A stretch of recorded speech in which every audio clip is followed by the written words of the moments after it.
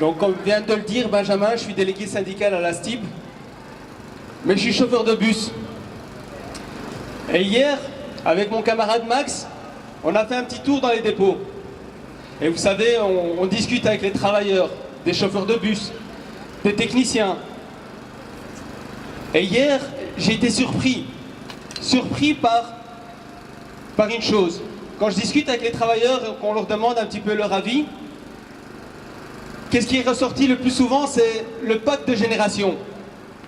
Vous savez, le pacte de génération, c'est ça qui va nous faire travailler plus longtemps.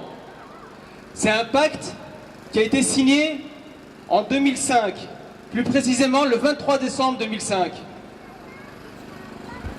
Et avec ce pacte de génération, on va travailler plus longtemps, alors qu'en Belgique, il y a 600 000 chômeurs. Vous allez me dire, c'est pas normal. Mais avec ça, on a créé une armée de chômeurs. Et avec une armée de chômeurs, vous savez ce qu'on fait?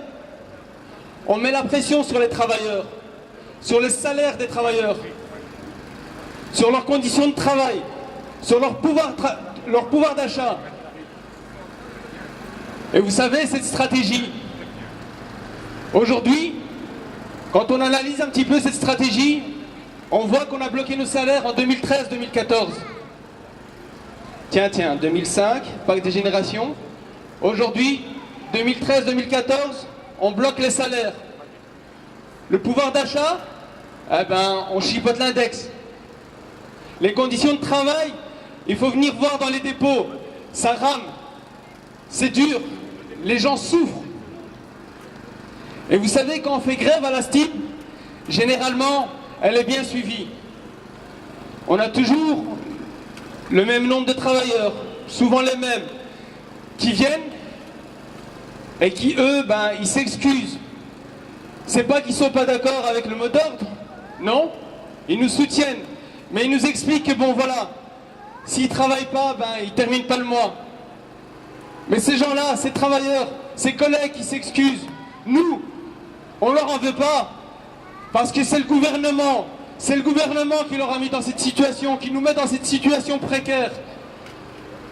Et vous savez, on leur en veut pas parce que ce pacte de génération, c'est qui l'a signé? C'est le PS, avec le MR. Et maintenant, nous sommes en période électorale. Qu'est-ce qu'on voit? Le président du Parti Socialiste, qui critique le MR, les libéraux, qui critiquent les socialistes, les écolos, ils disent que c'est pas très éthique tout ça. Et le CDH, il cherche encore l'humain dans tout ça.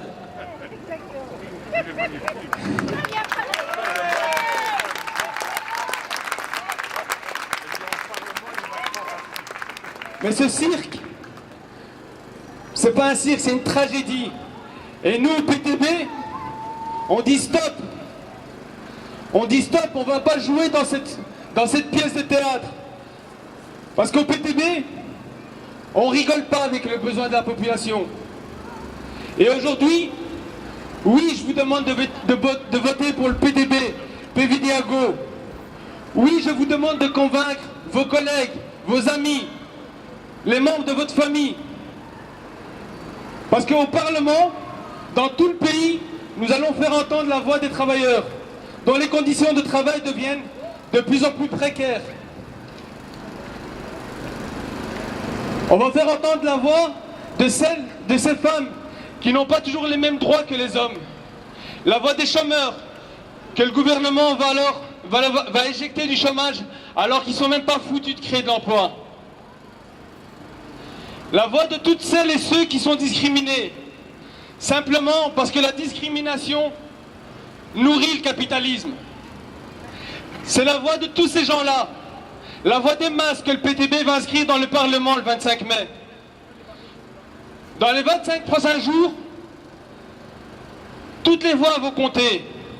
On va les chercher une à une, discussion après discussion. Parfois ça va mettre du temps de convaincre les gens. Mais chez combien de gens est-ce qu'on va rallumer une lueur d'espoir? Combien de gens vont redresser la tête après des années et se dire que oui, c'est vrai, la situation n'est pas normale. Et oui, la situation doit changer. Et oui, les travailleurs peuvent jouer un rôle dans l'histoire. Alors, chers amis, chers camarades, tous ensemble, on y arrivera. Merci. Applaudissements pour Youssef et Claudia.